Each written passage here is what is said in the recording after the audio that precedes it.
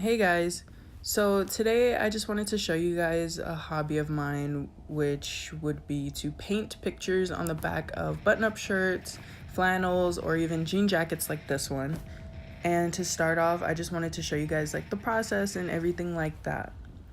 So to start, I usually draw everything on paper first because for me, if I can draw it on paper, I can put it on the back of fabric. I would say fabric more so than like a button-up shirt or a jean jacket because the fabrics are different.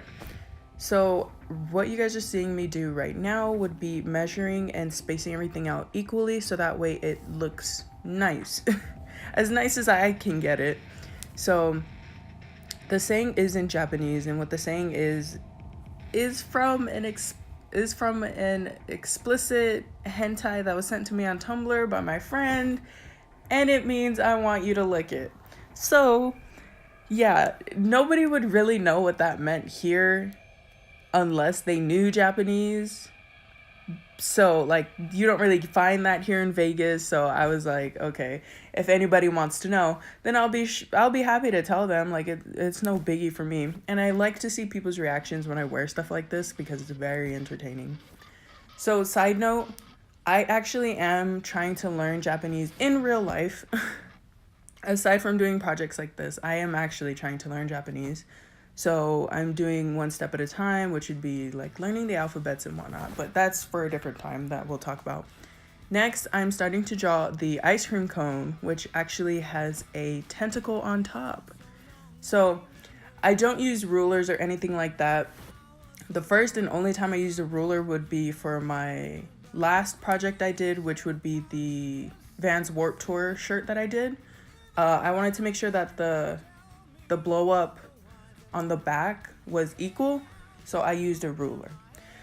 But I usually don't measure anything out and I just kind of go with the flow. So what you see me doing now is trying to get the tentacle right in its formation.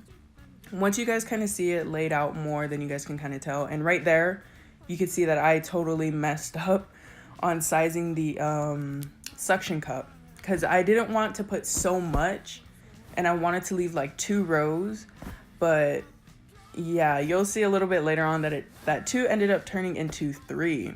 So I don't know what happened there, but it's also easier if you use a very thick pencil, if any of you guys ever try this. But on a jacket, it's easier to use a thick pencil, but if you use a button up or a flannel, it's easier to use a thinner pencil. I don't know, that's just my experience. Or if you're just that talented, you don't even need to put a layout, a blueprint down or whatever, and you could just go ham and just, do everything. But I'm not like that.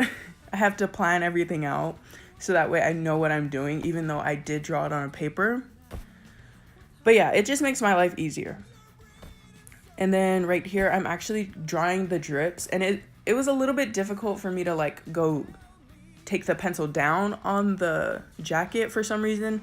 In some parts, you can see me doing that more easier than on other parts, and I don't know what that's all about, but I think it's just that pencil that I was using because I actually borrowed that pencil from somebody, so it's not my own actual drawing pencils that I do buy. I do have separate ones for that. And then next, aside from me fixing the jacket, I will start painting. So I wanted to choose a color that is not like kind of typical in a sense, because if you guys watch my other videos, then you guys can see that one of the pictures I have above the fan is actually a pink tentacle that has hentai on it with a pretty explicit face on it that I'm not going to go into detail about. But I didn't want to choose like a pink color. So I was like, oh, let me just go with purple, because I actually did have a lot of purple colors for some reason, and I personally don't really like the color purple, but oh well. It's things like this that'll change my mind. But with the slime, I wanted to go with a color that'll kind of stand out comparing it to the purple. And I was looking through my paints and I was like, let me just go with a light neon green. And that cone, this cone right here, it kind of messed me up because I was like, I don't know what color to do. I didn't realize that it was gonna dry a different color. Oh, you can see right here. Sorry if I'm moving pretty fast or like slow or whatever, but right here you can see that I went from 2 rows to 3 rows. Yeah, I don't know. that wasn't my initial plan at all. But then something happened with the shading right here, right up there, everything starts to blend, and it really annoyed me. But right here, you can see that this is the day after, and this is how everything looks when it's dried overnight. And there's something with the paint that I used on this that makes it turn to where it's like some parts were not even colored in with the paint, even though I made sure everything was saturated, but whatever.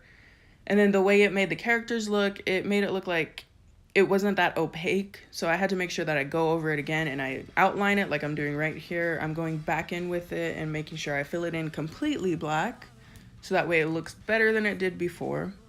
And that's all this part really is just me outlining it and making it look better, because I was really, honestly, I was pretty disappointed the day after on how it looked, because I didn't think the paint would really make it look like that. And then 1 week, I will say 1 week, I will show you guys another video of me putting something on the back of that flannel. It'll be band inspired, so if you're interested in that, make sure you check out the video. Yeah, it's pretty hard to do a picture on the back of printed fabric, but this is just me cleaning it up and trying to point out the suction cups a bit more. So yeah, I hope you guys enjoyed this video, and I will talk to you guys later. Peace. I think they're telling us we're not alone.